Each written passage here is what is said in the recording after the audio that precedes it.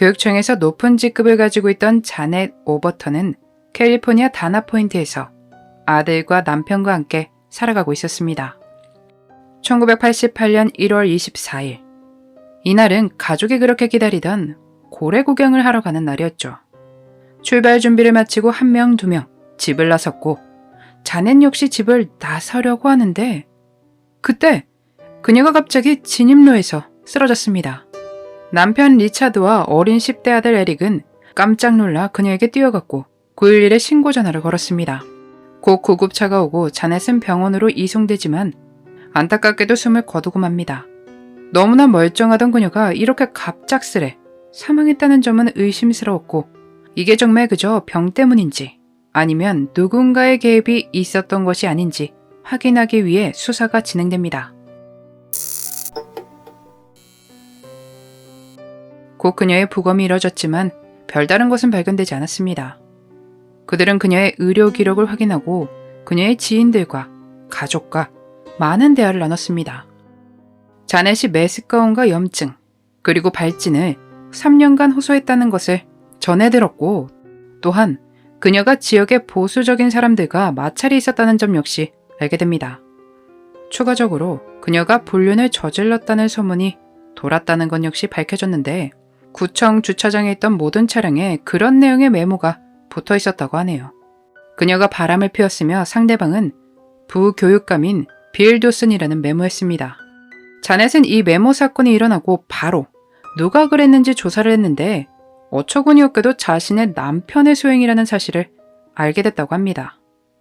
그렇게 자넷이 사망하고 6개월 후 경찰은 뜻밖의 전화 한 통을 받습니다. 바로 남편 리차드의 전 부인인 도로시 베이어였습니다. 그녀에 따르면 1970년대 초 두 사람의 결혼 생활은 엉망진창이 되었고 도로시는 그에게 이혼을 해달라고 말했습니다. 그리고 참 이상하게도 그 이후부터 도로시가 몸이 안 좋아지기 시작합니다. 이를 이상하게 여긴 그녀는 화장품과 커피 등을 조사했고 셀레늄이 들어있는 것을 밝혀냅니다. 도로시는 남편에게 이것에 대해 말했으나 따로 경찰에 신고를 한다거나 하진 않았습니다. 실제로 리처드는 여러 곳의 대학에서 수업을 진행했었고 방위산업에서 일을 했으며 금광에 관련하여 화학물질에 접근이 가능했습니다. 이야기를 전해들은 경찰들은 그가 이런 쪽으로 지식이 있다는 것을 알게 되며 다시 자넷의 부검이 이루어지게 됐습니다. 그녀의 위장 내용물을 조사하려던 부검의는 조사를 시작하자마자 확 풍겨오는 사이아나칼륨의 냄새를 맡았습니다. 전문가는 이게 이렇게 냄새를 풍길 정도로 사람의 몸에 있으면 안 된다고 말했죠. 경찰은 리차드를 불러 신문을 진행했고 그는 내가 얼마나 행복한 결혼 생활을 했는데요. 그리고 나는 사이아나칼륨을 구할 방법이 없습니다. 라고 주장을 했습니다.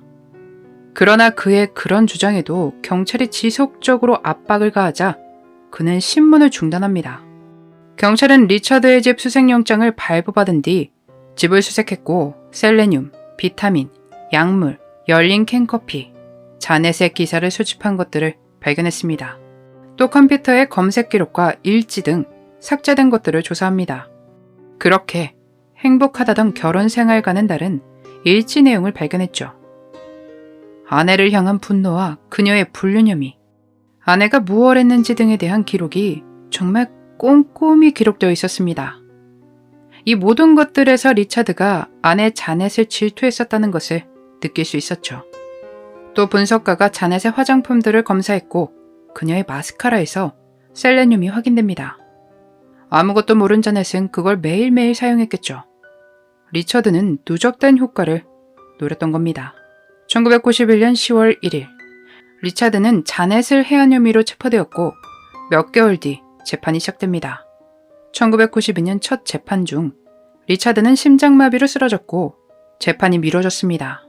이 첫 재판 때 그가 감옥에 들어가 있는 그 사이 결혼한 아내가 리차드는 결백하며 그는 멋진 사람이고 훌륭한 사람이다. 자넷은 자연사다. 라고 화를 쏟아냈습니다. 1995년 두 번째 재판이 시작되었고 검찰 측은 리처드가 그녀가 쓰러진 날 마셨던 커피에 화학약품을 넣었을 것이라고 주장했습니다. 그러나 그는 아내 자넷이 위궤양 치료 때문에 위에서 사이아나칼륨이 발견된 것이라고 주장했죠. 하지만 그를 가리키는 경찰들이 열심히 모은 증거들로 1급 사람을 해한 혐의를 받고 유죄가 내려지며 종신형이 선고됐습니다. 2009년 그는 복역 중 치매와 당뇨합병증으로 81세의 나이로 사망합니다. 그는 수감 생활 중에도 끝까지 무죄를 주장했었다고 합니다.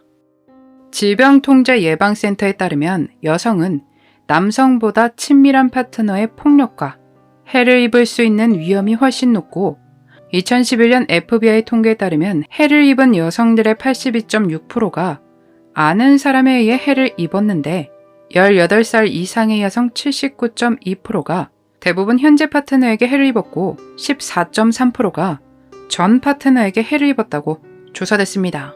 멍크탄 스미스라는 박사에 따르면 총 8가지 단계가 있다고 하는데 첫 번째, 가해자의 지속적인 집착과 폭력적인 관계 이력. 두 번째, 진지한 관계로 빠르게 발전하는 관계. 세 번째, 강압적인 통제에 의한 지배.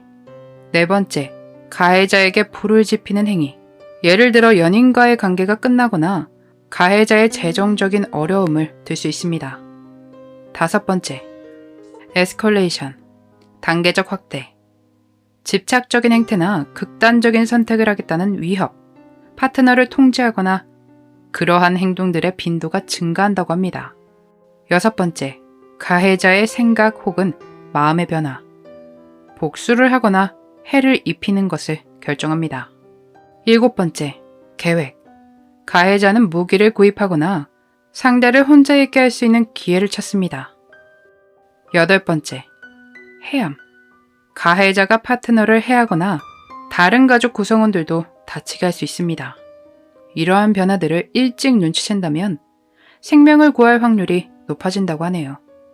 물론 남성이 해를 입는 사건들도 제법 많습니다.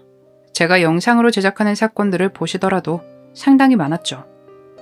또한 이런 범행을 저지르는 사람들은 일부의 일반적이지 못한 사람이라는 점 모든 분들이 아실 거라 생각합니다.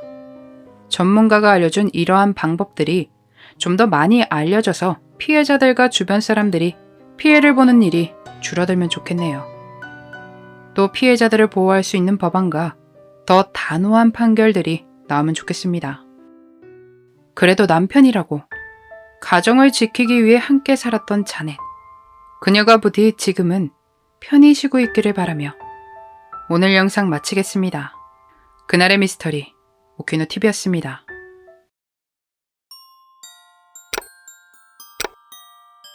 마지막까지 시청해주셔서 감사합니다.